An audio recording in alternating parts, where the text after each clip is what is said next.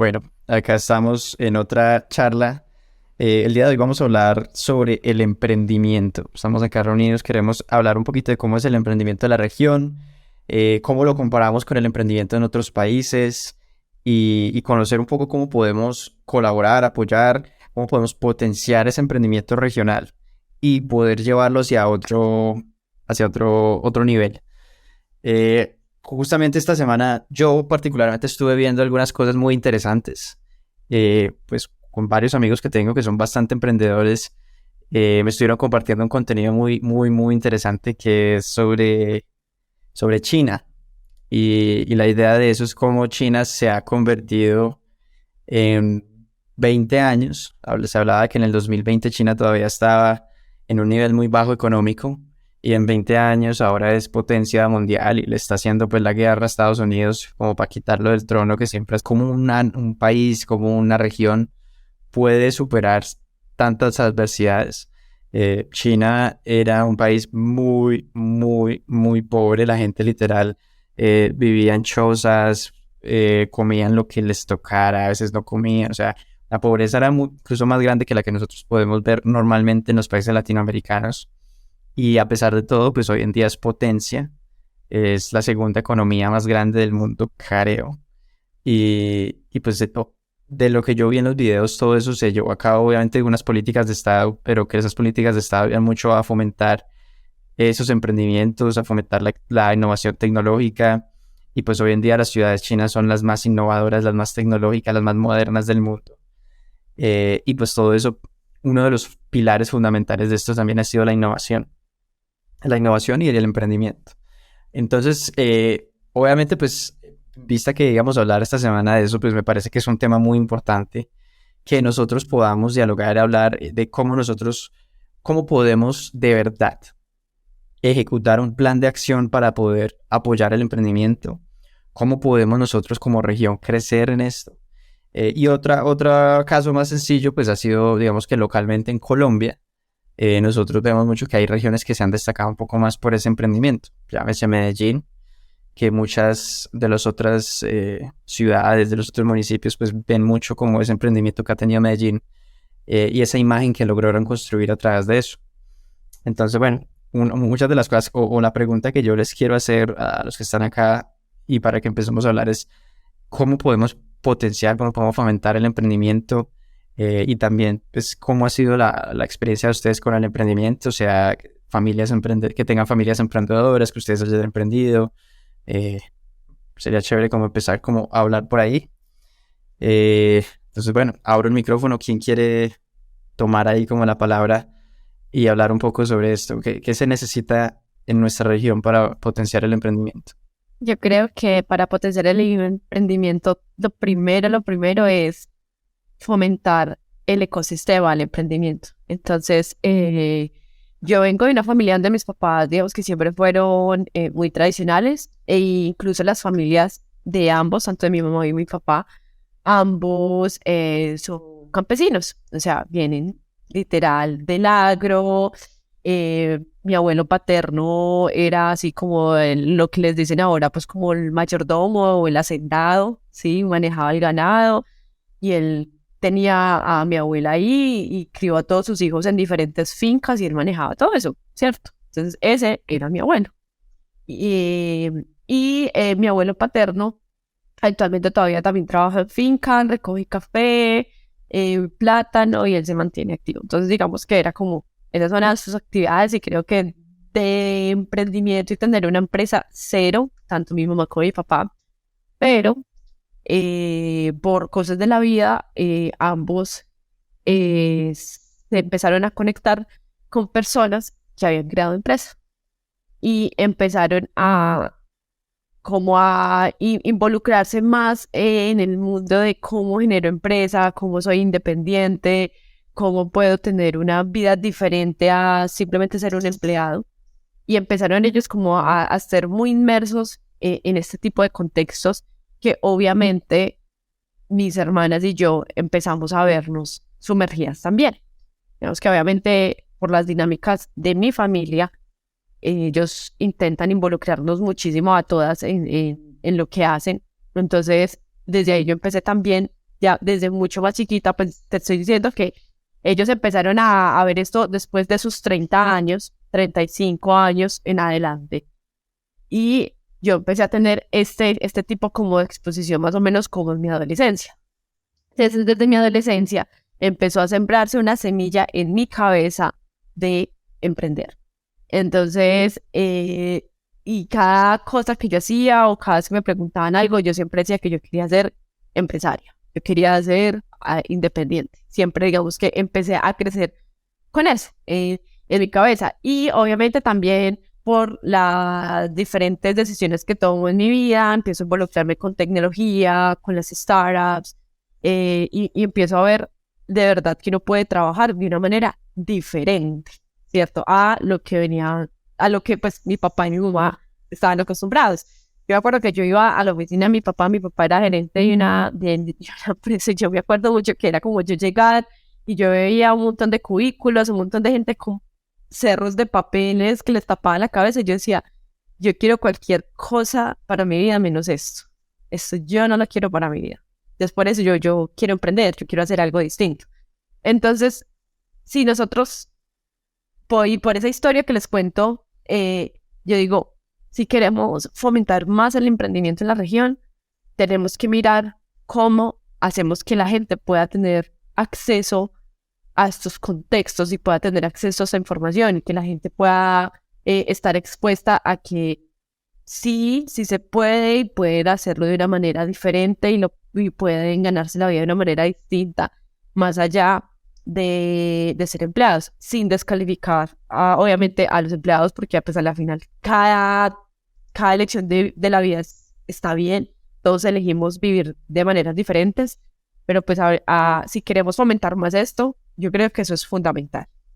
Nathan, tú estabas mencionando algo que era como hacer que la gente pueda tener acceso y todo eso, pero yo creería que es más como de tratar de cambiar esa forma o esa mentalidad de las personas, y más que todo como en la juventud que ahora está creciendo y pues supuestamente va a ser el futuro del país y todo eso.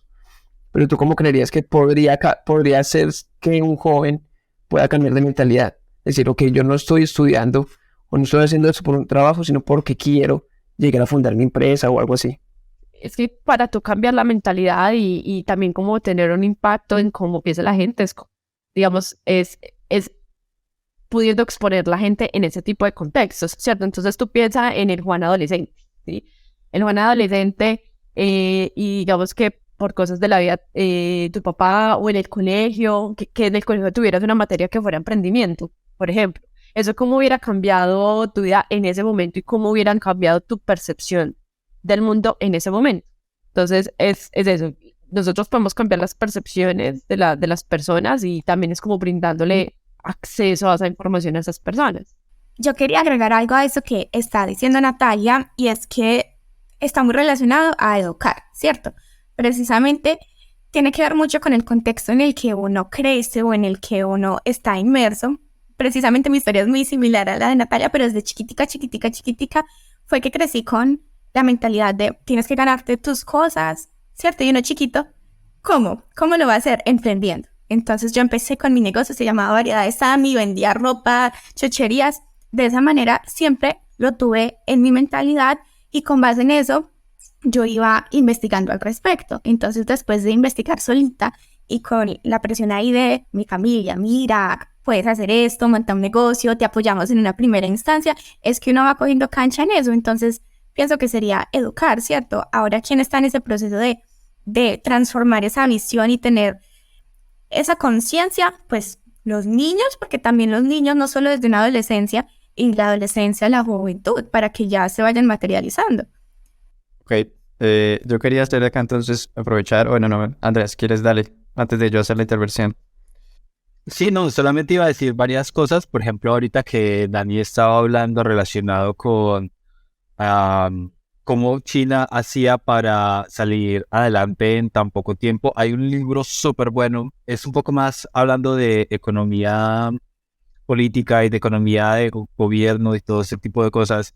Se llama For Economics, o Economía en la Pobreza. En español creo que no se llama así, el libro debe tener otro nombre, pero básicamente ahí relatan un poco de cómo es que una nación sale de la pobreza. y cómo en un lapso de tiempo determinado, pueden ser 20 años, puede ser un poco más aplicando ciertas metodologías, cierto cambio de mentalidad. Por ejemplo, algo que hizo India. India actualmente se perfila como una de las economías más fuertes y una de las claves para que ellos pudieran llegar a convertirse, y muy seguramente se van a convertir en la economía más fuerte en unos 10 años, es a garantizar que toda su población accediera a la bancarización. Entonces solamente ese cambio, igual con los sistemas que ellos desarrollaron de que todas las personas por medio de su identificación puedan tener una cuenta bancaria, hace que cambie drásticamente el posicionamiento económico de un país en un lapso de tiempo pues no tan prolongado. Ahorita Tanto así, espérate, interrumpo, tanto así que India es el tercer país que está sacando más millonarios en el mundo. O sea, ahora que tú lo mencionas, que han leído eso. Sí, exactamente. Ellos tienen un sistema que incluso aquí están intentando implementar, que se llama, pues aquí se llama el BRICS, si mal no estoy, que básicamente lo que hace es integrar y que todas las personas puedan tener su propia cuenta bancaria con su número de cédula. Allá tienen limitaciones incluso más grandes que en Latinoamérica respecto al acceso a la tecnología, es decir, allá se puede tener una cuenta bancaria hasta con un Nokia 1100, básicamente, ¿cierto? No se necesita más para poder tener acceso a bancarización. Y caso contrario a lo que pasa en Colombia, de hecho hay muchos estudios que muestran que Colombia es el país que mayor índice de emprendedores tiene, o que mayores empresas o startups están creando en el momento. Y esto en particular es por varios factores económicos. Primero, esencialmente por la ubicación geográfica. Yo creo que estamos en un punto estratégico en el cual se comunica toda la economía fuerte del norte, entre comillas, con toda la parte sur pues, del globo, ¿cierto? Entonces, al estar en el intermedio, nos permite a nosotros poder ofrecer servicios de alguna forma más centralizada. Tenemos grandes problemas como son la educación. Por ejemplo, yo creo que la educación es uno de los grandes limitantes y que hacen que de pronto aquí el emprendimiento todavía sea muy rústico, pero eso mismo también ha alentado a que las personas que se involucran en tecnología o que se involucran en aspectos mucho más tecnológicos o técnicos, pues tengan una idea de cómo generar. Yo creo que la escasez al final ayuda mucho a poder potenciar y tratar de generar esos aspectos de cómo puedo yo salir de ese periodo de escasez en que vive la mayoría o más del 50% de la población, por lo menos en Colombia. Un poco también de mi historia de emprendimiento. Por ejemplo, yo nunca he pensado en el hecho de emprendimiento como una cuestión de hacer dinero o de ser independiente. Yo creo que en mi caso siempre ha sido más en el sentido de yo quiero crear algo.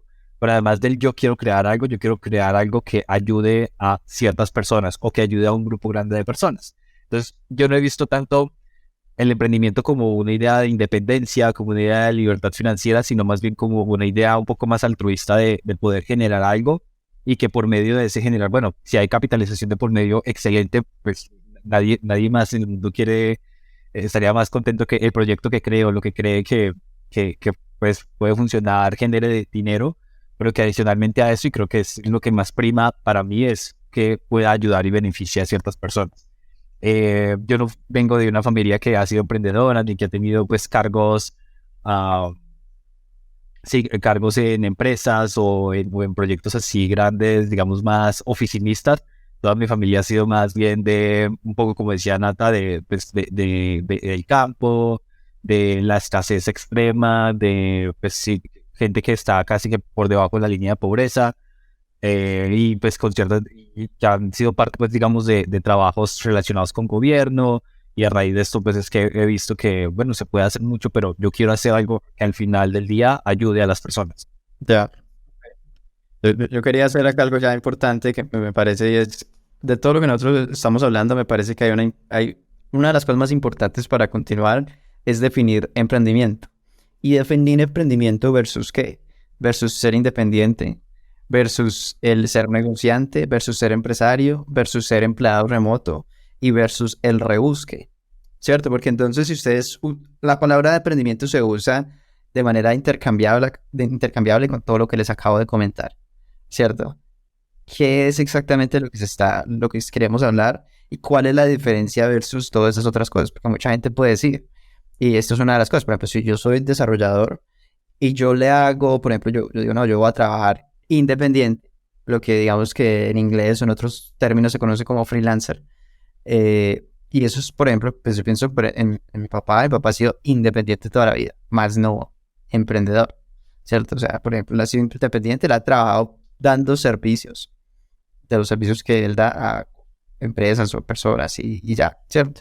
Y si hablamos de ser un independiente, pues hace eso, ¿no? Si tú eres contador como independiente, pues tienes tus clientes y les haces contabilidad o les das asesoría legal, o si eres desarrollador les haces aplicaciones, diseñador les diseñas, bla, bla, bla. Pero eso es ser independiente, eso es ser freelancer. Y yo pienso que hoy en día eso se parece mucho al trabajo, al empleado remoto. Porque muchas de las cosas del independiente eran como la libertad, ¿cierto? Que tener un poco de libertad, como, hoy me levanté de malas pulgas, no voy a trabajar, no trabajo. O, hoy me levanté maluco, no trabajo por la mañana y trabajo por la tarde. Y de las charlas que nosotros hemos tenido de trabajo remoto, pues hemos visto que el trabajo remoto se parece ya hoy en día mucho a eso. Es como que uno escribe, oye, hoy no voy a trabajar por la mañana, voy a trabajar tarde y noche, y la gente es como, listo, hágale todo bien, mientras haga lo que tenga que hacer, todo bien. Y pues ahí la independencia de tiempo, la independencia del lugar, bueno, muchas cosas que se parece ya mucho el trabajo remoto a eso que antes llamábamos independiente. Y que anteriormente, como decía Natalia, era la alternativa de ser independiente, pues era estar en una oficina, que te controlaran el tiempo, que te controlaran el lugar, muchas menos libertades. Pero eso pues hoy en día se está acabando un poco más, no 100%, pero se ha venido cambiando. Y ya después quedamos con las otras cosas que la gente confunde, que es como el emprendimiento, el negociante y el empresario, ¿cierto? Si yo tengo un negocio, puedo decir yo, vendo zapatos. Si yo vendo zapatos, tengo un negocio y ya, pues, ese es mi negocio. ¿Qué quiere decir eso? Que pues no estoy creando nada nuevo, simplemente encontré una manera de vender una mercancía a alguien que la necesita. Exacto, y digamos que puedo ser negociante. ¿Cuál es el siguiente paso? Pues convertirme en empresario, que a medida que yo vendo zapatos, me va tan bien que entonces abro en otra ciudad, abro en otro departamento, empiezo a manejar economía de escala, toda la economía de escala para que me tenga mejor ganancia. Entonces me vuelvo empresario, porque ya no tengo solo mi negocio pequeño, sino que tengo el presidente, tengo el ejecutivo, tengo vendedores, tengo gente que administra. No soy solo yo con el negocio de zapatos, sino que ya lo volví toda una industria, y ya es mucho más grande. Entonces digamos que ahí está negociante y empresario.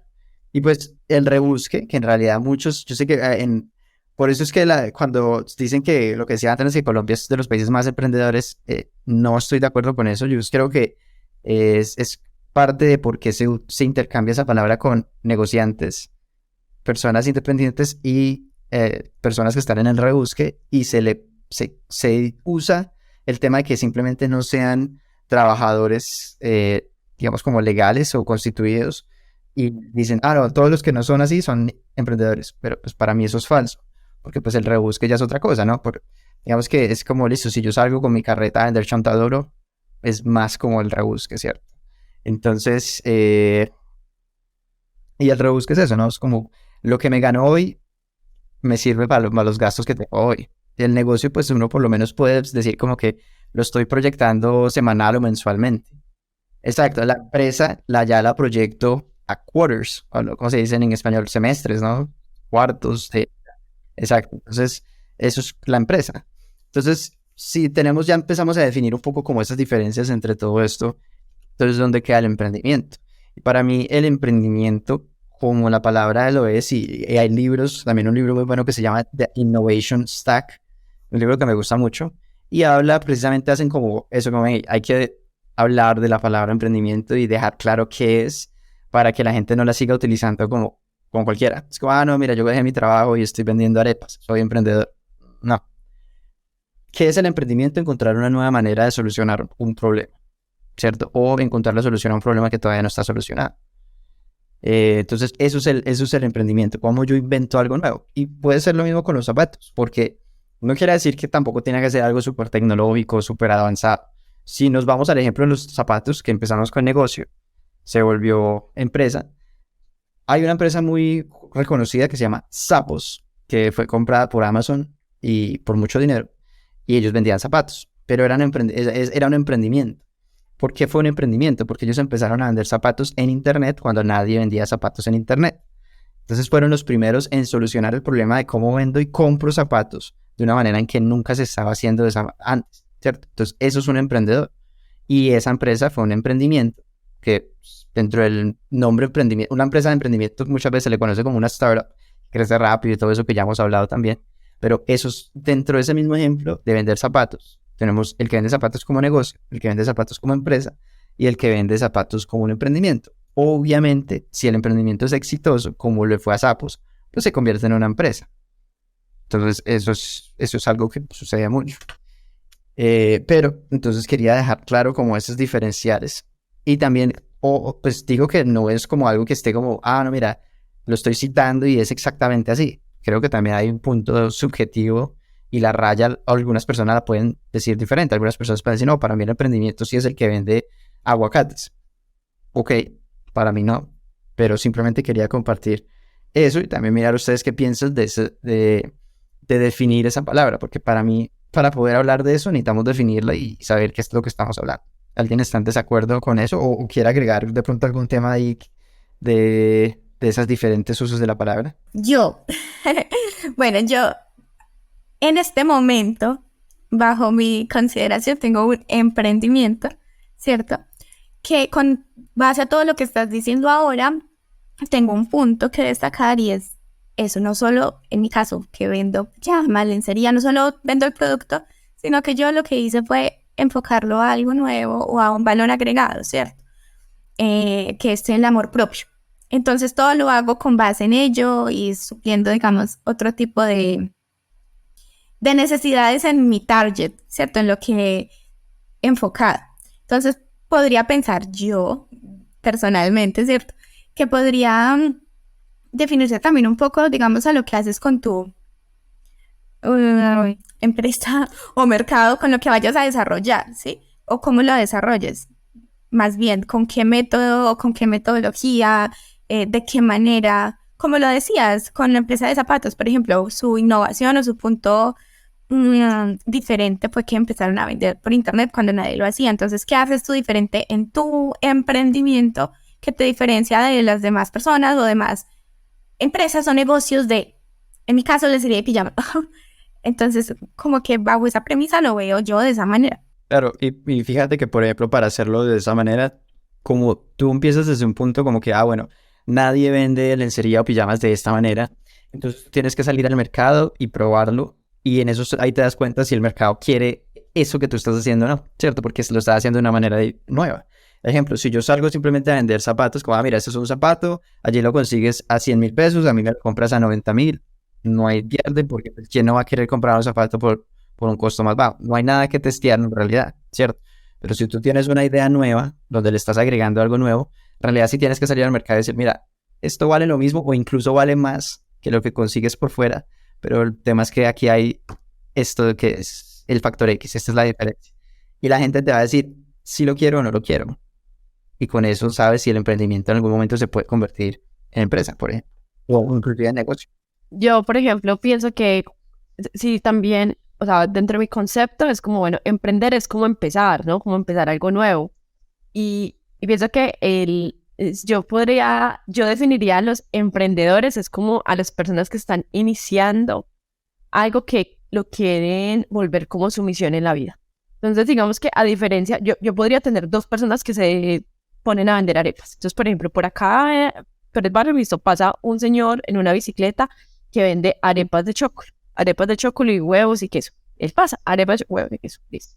El señor se las está rebuscando. Pero ¿qué pasa si el día de mañana llega una persona y dice, no, yo quiero vender las mejores arepas de chocolate del mundo? Y se puso en la tarea de eso y mejora los procesos, mejora, no sé, hace una forma diferente, hace una receta distinta y empieza a generar y a volverlo con la visión de que sea un negocio. Yo a esas personas también yo diría, sí, son emprendedores, porque están como cogiendo esa misión y se ponen como en la tarea de, ok, yo quiero hacer que esto que estoy iniciando sea más grande. Claro. Qué pena te interrumpo ahí con eso que tú dices ahí, Nata. tiene que ver mucho con el concepto pues que también estaba definiendo anteriormente Daniel.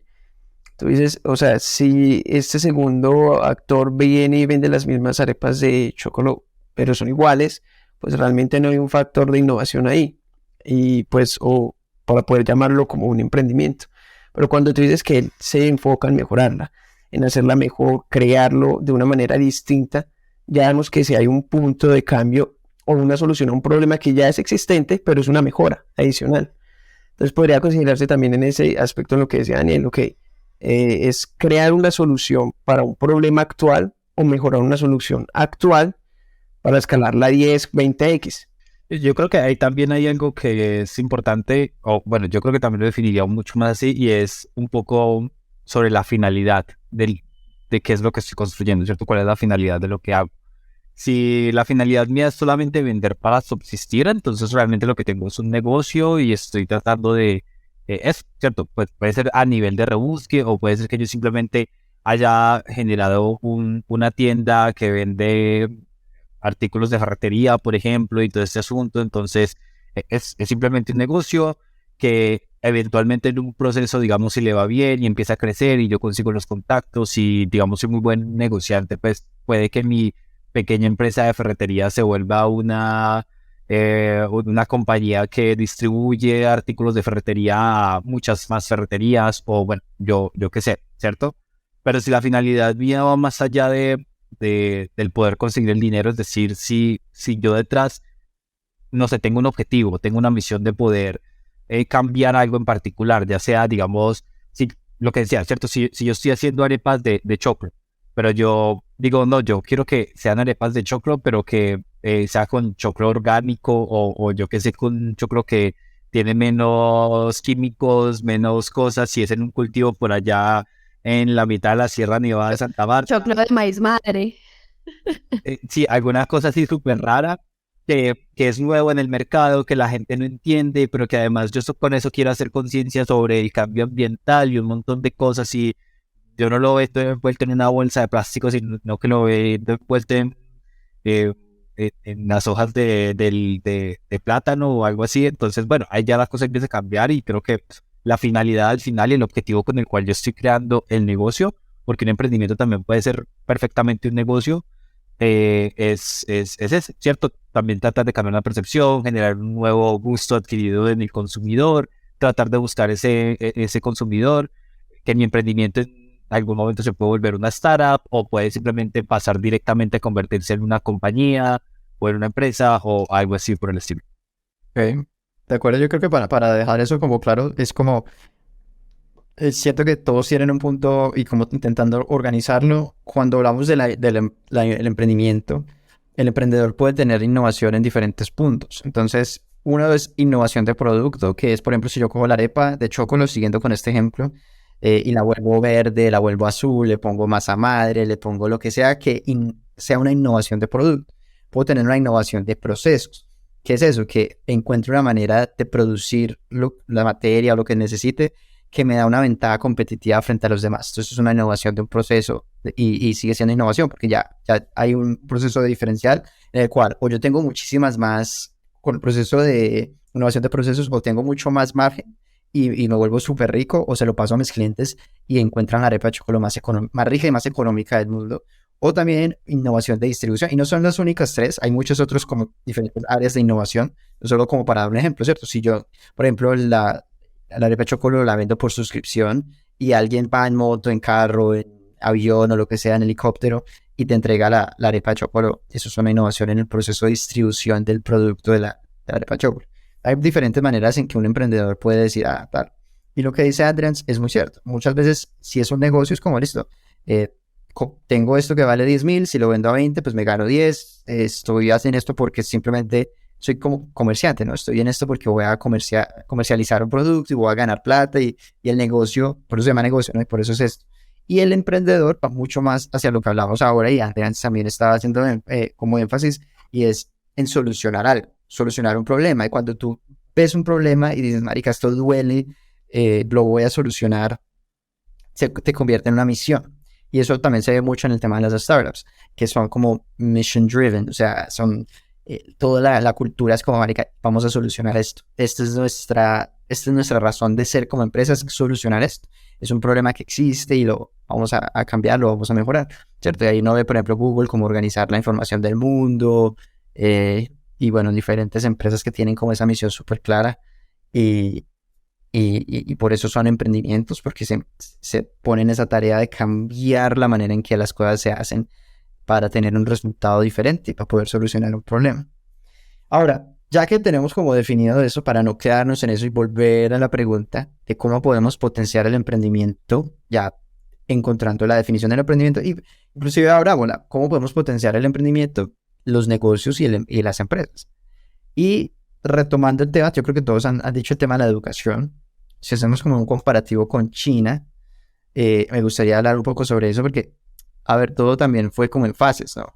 Y una de las primeras fases que tenía China es como, bueno, ¿cómo hago para que primero que todo, tengo una debilidad muy grande y es que tengo como 1.400 millones, bueno, no sé si estoy dando las cifras exactas, pero es un bole de gente. China es el país, o era el país más poblado del mundo. Tiene 1/5 de la población del mundo solo en ese planeta, en ese país. Y tenían un problema, es marica, que tenemos un bole de gente, ¿qué hacemos con todo este mundo de gente? Y eso también lo volvieron una de sus fortalezas más grandes, porque es que, si ustedes recuerdan, en algún punto de la historia de los 2000 todo decía hecho en China. ¿Por qué decía hecho en China? Pues porque tenían un bolo de gente y la mano de obra era lo más barato del mundo. Porque si tienes un montón de gente, quiere decir que la oferta es muy grande para producir lo que quieras producir. Y ellos, creo que el proceso que ellos iniciaron fue ese. Es como, venga, tenemos una debilidad, ¿cómo lo volvemos nuestra fortaleza más grande? Y lo hicieron. Y todos los otros países dijeron, no, pues sí, vamos a hacer los iPhones allá, vamos a hacer los carros allá, vamos a hacer todo lo que sea que vamos a hacer, lo hacemos allá porque es más barato y tiene sentido. Y ellos dijeron, bueno, pues no sirve porque a la final, cuando uno hace algo, ¿qué pasa cuando uno hace algo? Lo aprende, ¿no? O sea, si tú haces iPhones, ¿qué aprendes a hacer? Pues iPhones. Entonces, es como, tú pasas de ser como una persona que no sabe cómo hacer un celular a tener la industria de cómo hacer celulares, ¿cierto? Y pues pregunten a Huawei cómo les fue con eso, ¿cierto? Porque pues uno sabía que a la final cuando empezaron a salir los Huawei eran igualitos a los iPhones y copiaban muchas de las cosas como salía el iPhone así, y los chinos hicieron mucho eso, porque esa era como la primera fase, y es como usamos la debilidad que tenemos, la volvemos una fortaleza, pero aprendemos de eso. Y lo otro que hicieron es con el tema de la educación, que según veían en el documental, lo chistoso acá es que ellos hicieron como el convenio con Estados Unidos y les dijeron como, mire, ¿cuánta gente podemos mandar a sus universidades? O sea, ustedes díganos 1.000.000, 1.100.000, lo que sea que ustedes digan, nosotros les mandamos. Y el plan era, y se preguntaron los dirigentes en China y dijeron, bueno, ¿qué pasa si mandamos a esta gente a Harvard, por ejemplo, a Stanford, a MIT, que son las mejores universidades del mundo?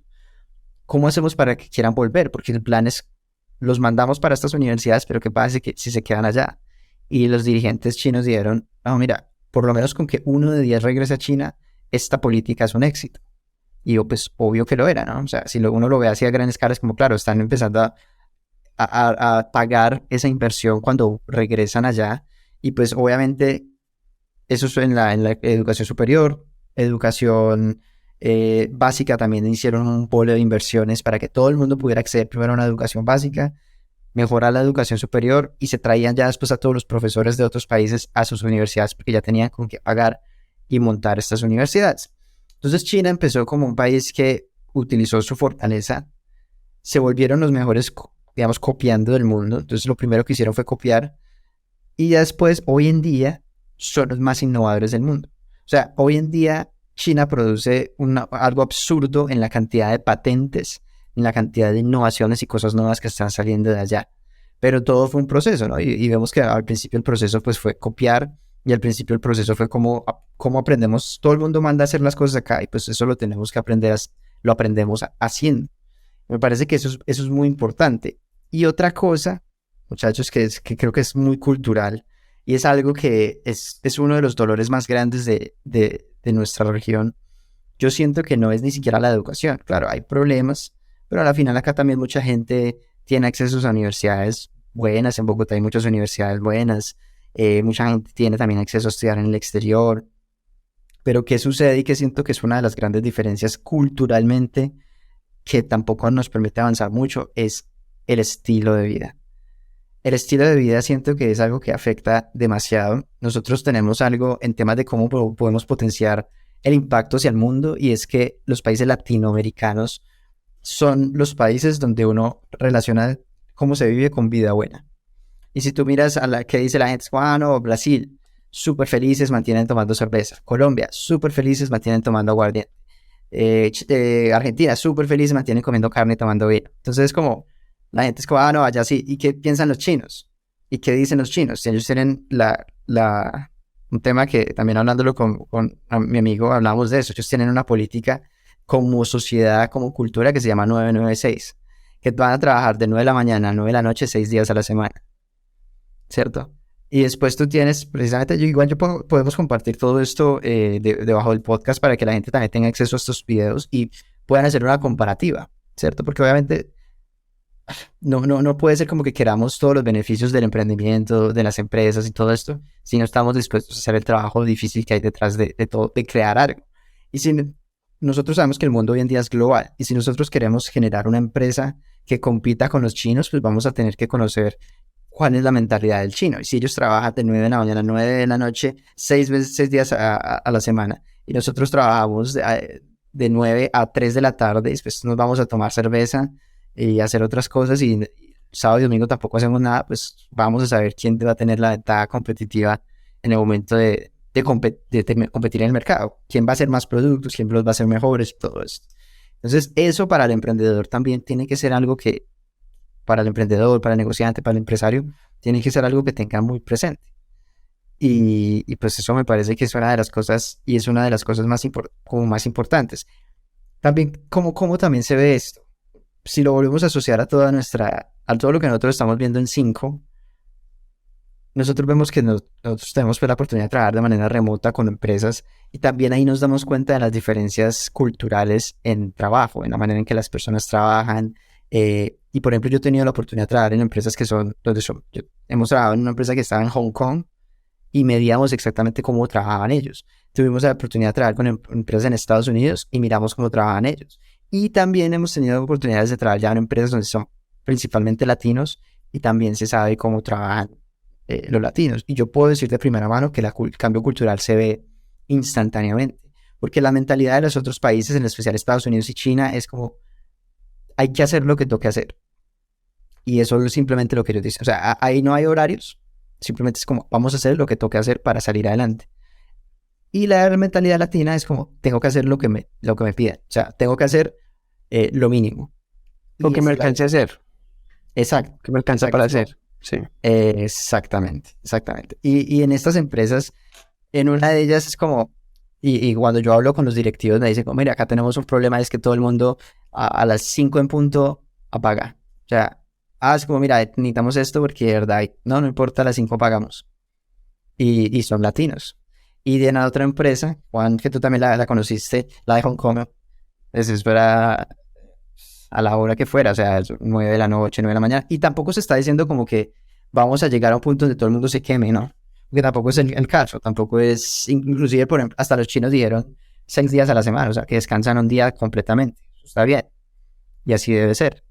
Pero yo siento que en ambos extremos, pues, no está bien, pero lastimosamente Latinoamérica está en el extremo de vida buena en general, no todo el mundo, pero en general Latinoamérica está en ese extremo, donde lo más importante es el estilo de vida, la calidad de vida, y eso es lo que la gente quiere al final en estos países.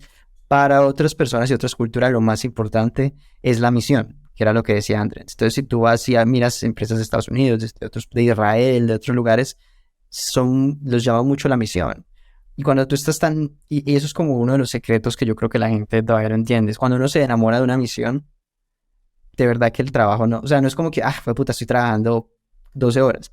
A la final es como casi como si estoy jugando 12 horas, es como si estoy divirtiéndome por 12 horas porque yo amo lo que hago, ¿cierto? Y yo amo la misión. Y no importa lo que hagas, incluso, por ejemplo, compartimos un fragmento del anterior podcast que estábamos hablando de lo de business, que tú contabas que hasta fuimos los domiciliarios, ¿cierto?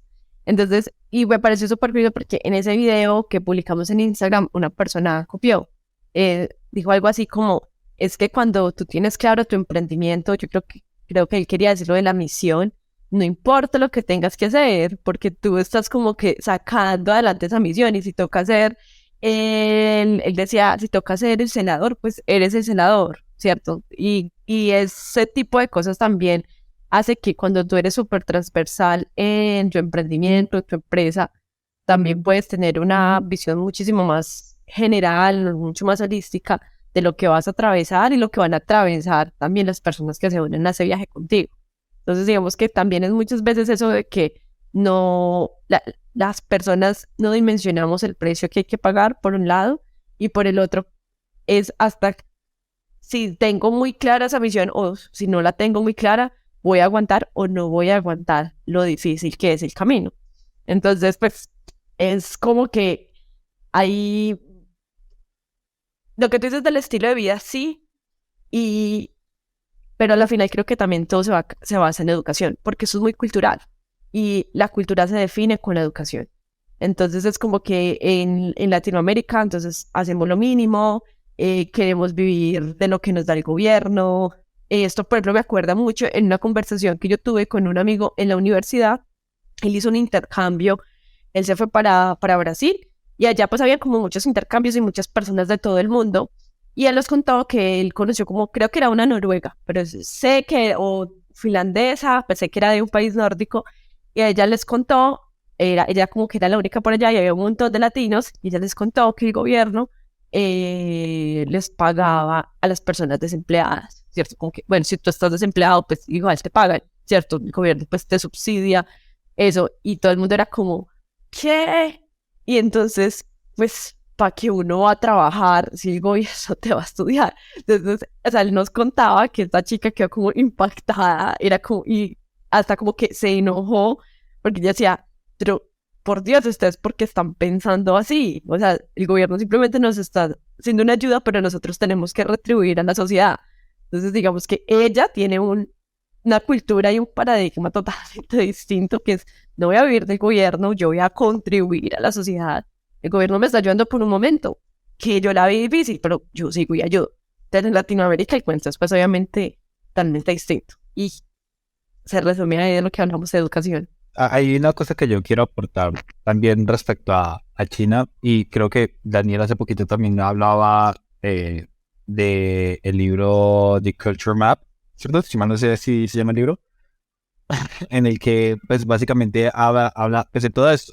Y hay un par de características que yo creo que en China son muy marcados, pues más allá de que de pronto veamos muchas empresas exitosas y que China ahorita de alguna forma se esté comiendo el mercado por políticas de gobierno, por X o Y cosas, eh, me da la percepción y también un poco de lo que he leído, que en China la cultura es mucho, pues, mucho de lo que se debe es a esa cultura de la obediencia y esa cultura de la disciplina que ellos tienen tan formada, ¿cierto? Creo que esa habilidad de perseverar y de ser tan constantes y como ese imaginario de resiliencia que tienen de todo, pues su ancestralidad histórica, es un poco lo que los mantiene ahí en ese lugar. Ya por otra parte entra un poco, pues hay algo que a mí en lo personal no me agrada de China, y es un poco como ese intervencionismo que tienen en las empresas grandes. Cuando ya una empresa empieza a perfilarse y empieza a ser grande, pues como el Estado empieza también a apropiarse y a decir cómo deben actuar estas empresas y a darles como independencia. Eso ya es más político. Sí, Sí, sí. pero lo que quiero decir es gran parte de esa dominación y de cómo también China se está volviendo fuerte, es como el Estado también entra y se apodera un poco para tratar como distribuir un poco pues, del capital que recibe esa empresa y distribuirlo entre las funciones del país y hacer pues que esto de alguna forma ayude a crecer política, económicamente las naciones. Que es un poco de lo que de pronto no tenemos acá. Acá vemos un poco más pues queremos ver más los beneficios más que el proceso de afrontar un poco el dolor de la creación del proyecto, de formar una empresa, de mirar cómo se invierte el dinero de las compañías. Por eso creo que mucha gente cuando ve que una startup levanta dinero o si levanta 6, 7, 8 millones de dólares, mucha gente cree que ya los dueños de la empresa se volvieron millonarios, cuando realmente toda esa plata lo único que se hace es reinversión y los founders o los inversionistas únicamente viven pues, del sueldo, del poco salario que pueden tener del momento. Entonces también es un poco la percepción de cómo vemos acá lo que es conseguir dinero comparado a lo que es conseguir dinero que depende para poder seguir generando esa ambición de vida o ese proyecto que al final estamos generando. Ok. Sí, pues a ver, dentro de todo eso, varias cosas de lo que han dicho.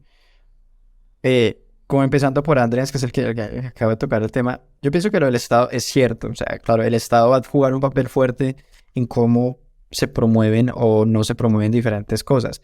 Pero también siento que las sociedades no se pueden quedar ahí. Porque uno no puede quedar esperando a que el cambio llegue de otro lugar. Las cosas tienen que llegar siempre desde lo que uno pueda controlar.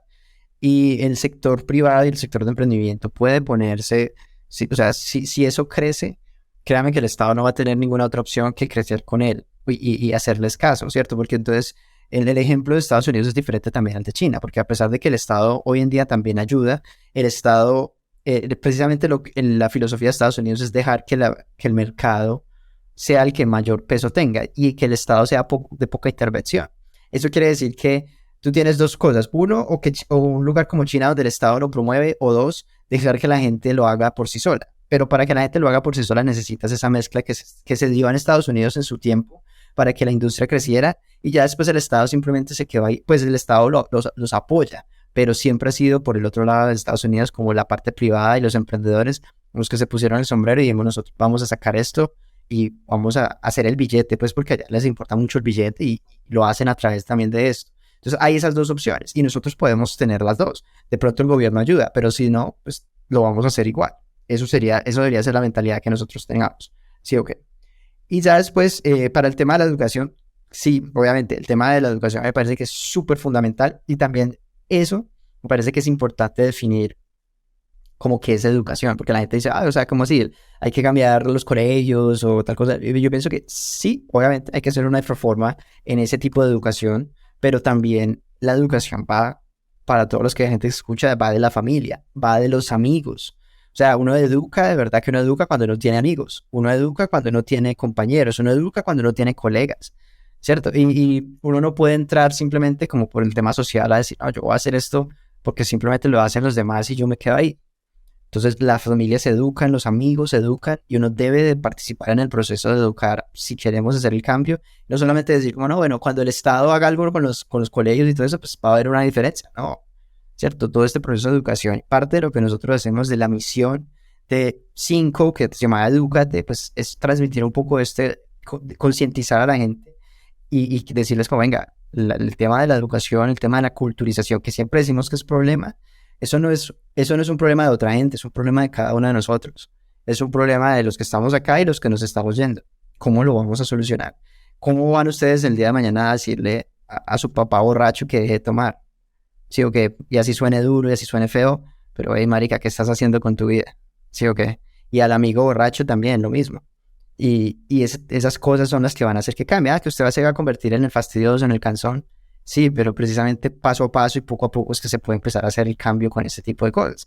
Y lo mismo, todo eso puede sonar polémico y la gente puede decir como que, qué pereza. Pero si queremos, por eso hablamos, ¿cómo potenciamos el emprendimiento en la región?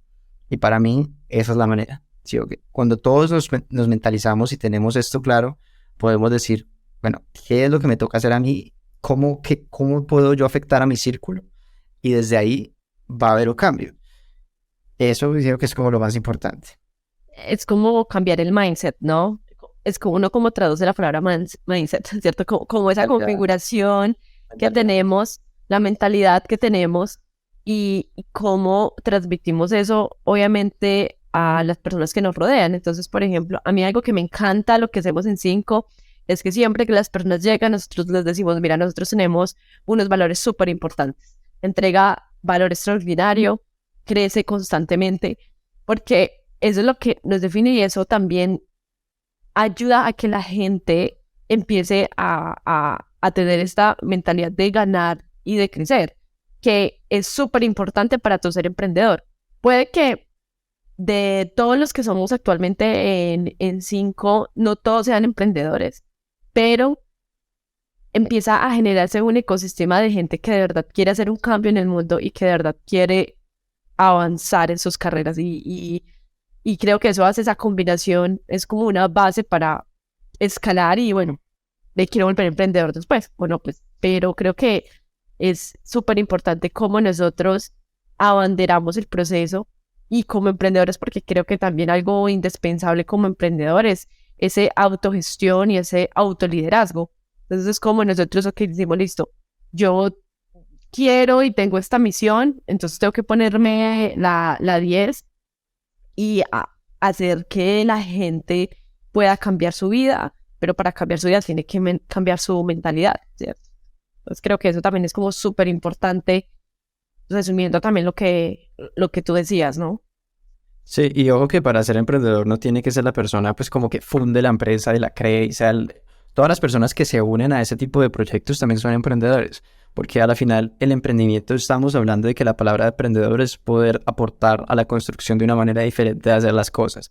Eso quiere decir que todas las personas que se unen a un proyecto de emprendimiento son emprendedores. Pues por eso yo pienso que de una u otra manera todos los que se han unido a Cinco son emprendedores, porque nosotros aquí sí tenemos la misión de precisamente transformar la manera en que se educa, la manera en que se construye, la manera en que se emprende, la manera en que se educa y lograr entrar en esa intersección y hacer algo diferente. Y todas son personas que le han apostado a esa creencia, a esos valores y a esa misión, se han unido y han dicho como que listo, vamos a hacerle. Y por eso tenemos comunidad y por eso tenemos un grupo de personas que pues la han hecho. Y para mí todos son emprendedores porque le apuestan a eso. No tienen que ser como el que diga como que, listo, yo fui el primero y yo lo fundé. De eso creo que no se trata tampoco. Y muchos de nosotros somos emprendedores. En algunas cosas somos los fundadores, en otras somos líderes y en otras simplemente digamos que somos parte del equipo que lo construye. Pero siempre la mentalidad de emprendimiento, la mentalidad de emprendedor no se define por el lugar y el puesto en el que estás, sino por lo que tú haces. Y si yo, por ejemplo, yo entro a una empresa, como sea que entre, yo voy a tener la misma actitud de, mira, hago lo que sea necesario, entrego valor extraordinario, crezco y ayudo a que los demás crezcan. No tengo por qué cambiar simplemente porque haya un rol, un puesto diferente. Entonces, yo creo que nos vamos con eso. Para no alargarnos más, ya nos pasamos un poco del tiempo. Solo que creo que, bueno, pues para mí me apasiona demasiado el tema, me apasiona demasiado. Creo que es parte de transformar, construir sociedad, de ser mejores nosotros. Y pues es la misión que nosotros tenemos. Entonces, ahí nos pasamos un poco, pero en conclusión de todo esto, sí hay un componente educativo, hay un componente de gobierno. El más importante es el componente de la mentalidad de cada individuo que escuche, que quiera salir adelante, que quiera hacer las cosas. Eso es lo más importante. Hoy en día el conocimiento lo pueden conseguir de cualquier lugar. El apoyo también, ¿no? Hay muchas más instituciones y muchos más lugares donde pueden conseguir apoyo. Entonces ya es una cuestión mucho más de mindset de cada persona. Y a la final, ¿qué es lo que nosotros estamos haciendo? Precisamente apoyando el emprendimiento, precisamente apoyando a las personas que quieren emprender y estudiar y aprender. Y tenemos cosas muy importantes, tenemos cosas que estamos haciendo muy importantes dentro de esa la comunidad, porque en la comunidad ustedes se van a rodear de gente emprendedora, se van a rodear de gente que piensa en crear un gran impacto y que eso de verdad que les va a ayudar demasiado a poder construir todos esos sueños y todas esas ideas y salir adelante. O sea, eso va a ayudar mucho unirse a la comunidad. Ahí van a encontrar, como les digo, a un grupo de muchos emprendedores que estamos cambiando cómo se hacen las cosas en Latinoamérica. Y por otro lado tenemos unos bytes, unos cursos, los llamamos bytes, que si la gente quiere conocimiento y lo quiere aprender de una manera muy precisa, muy enfocada, a bajo costo, para que la gente pueda acceder, para que todo el mundo pueda acceder a él, pueden entrar a los bytes. Ahí ustedes van a aprender muchas cosas de emprendimiento, de herramientas de emprendimiento que les van a ayudar mucho a realizar sus proyectos. Y tenemos este tipo de cosas, el podcast, que cada semana estamos publicando un podcast hablando de diferentes temas, de educación, de emprendimiento, de digital, de diversas cosas que vamos a seguir lanzando. Entonces creo que podemos como que ir cerrando con eso, ¿sí? Y si nos están escuchando, nos pueden escribir en nuestras redes y proponernos algún tema de lo que les gustaría que hablemos por acá. Incluso, por ejemplo, de este podcast. Este podcast es algo que yo siento que puede ser muy polémico. Mucha gente puede pensar diferente, mucha gente puede tener diferentes cosas. Sería chévere también conocer qué piensa cada persona de lo que nosotros acabamos de hablar. Si podemos profundizar, incluso personas que tengan otros puntos de vista, podemos traerlos y tener un debate y tener conversaciones que creo que también enriquecen el ecosistema. Entonces, ese sería como una de las últimas invitaciones. Agradecerles a todos también los que estuvieron acá. también a Samantha en especial, que es como uno de los primeros podcasts. Nos acompañó un poco en el último, pero en este ya como más tiempo completo. Chévere que tengas emprendimientos, chévere que te hayas unido a la comunidad de 5. Lo que yo digo, creo que desde ahí ya eres emprendedora. Y bueno, esperamos, o más bien, esperamos verlos a todos en la próxima semana con un tema muy, muy, muy interesante.